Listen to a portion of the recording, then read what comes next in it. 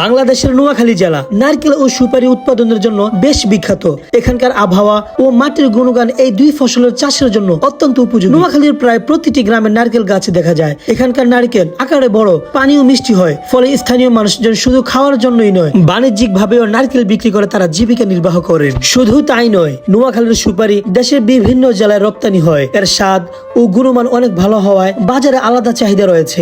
এক কথায় বলা যায়, নারকেল ও সুপারির জন্য নোয়াখালী জেলা সবচাইতে বেশি বিখ্যাত। এই কথাটা একদম সত্যি। আজ আমি আর আমার ভাই রওনা দিলাম কচুয়া থেকে। গন্তব্য হলো নোয়াখালী জেলার অন্তর্গত রামগঞ্জ থানার সোনাপুর বাজারে। পথটা ছিল এক টুকরো স্বপ্ন। রাস্তার দুই পাশে সবুজের সমারোহ, ধুলছে ধানের শীষ, মাঝে মাঝে বেশি আসছে পাখির কিচির মিচির ধ্বনি। কখনো মেঠু পথ, কখনো পাকা ঘাট, আবার কোথাও নারকেল গাছের সারি। প্রতিটি দৃশ্য যেন চোখে লেগে থাকা এক অপরূপ গ্রামীণ সৌন্দর্য। যাত্রা পথের প্রতিটি ভাগে ছিল শান্তি, প্রকৃতির হাসি আর বাংলাদেশের মাটির গ্রান।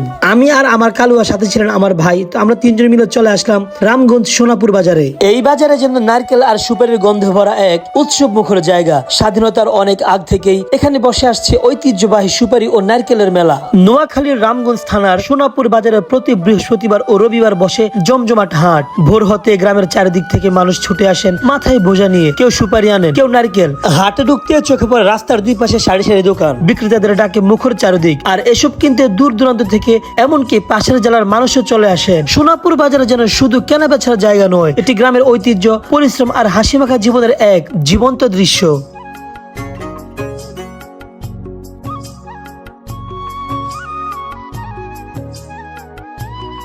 লক্ষ্মীপুরের রামগঞ্জ উপজেলার সোনাপুর বাজারের মানুষগুলোই সত্যি সোনার মতো। তাদের হাসিমুখ, আন্তরিক ব্যবহার আর মিষ্টি কথাবার্তা মন ছুঁয়ে যায়। যেখানে গিয়েছি সবাই যেন আপন করে নিয়েছে।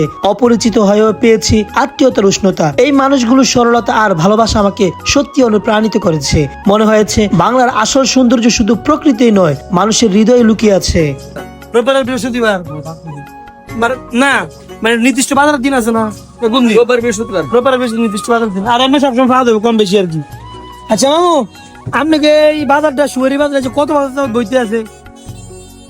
7 দিনের আগে থেকে এটা কিন্তু মানে দেশের সব এলাকার লোক সুয়ারি বাজার হিসেবে চিনিল নাকি? এই বাজারের নাম কি আপনি?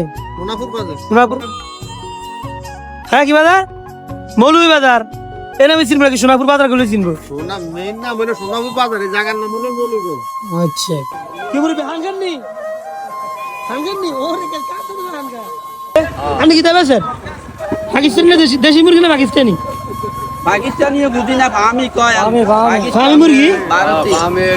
এখন বাজে সকাল 8টা। দেখতে পেরেছেন এখনই এত পরিমাণ মানুষ চলে এসেছে বাজারের মধ্যে। আর যদি দুপুর হয় তাহলে কত পরিমাণ মানুষ হতে পারে সেটা আপনারা অনুমান করতে পারেন। সকল ভালো থাকবেন, সুস্থ থাকবেন আর ভিডিওটি বেশি বেশি করে শেয়ার করবেন। আসসালামু আলাইকুম।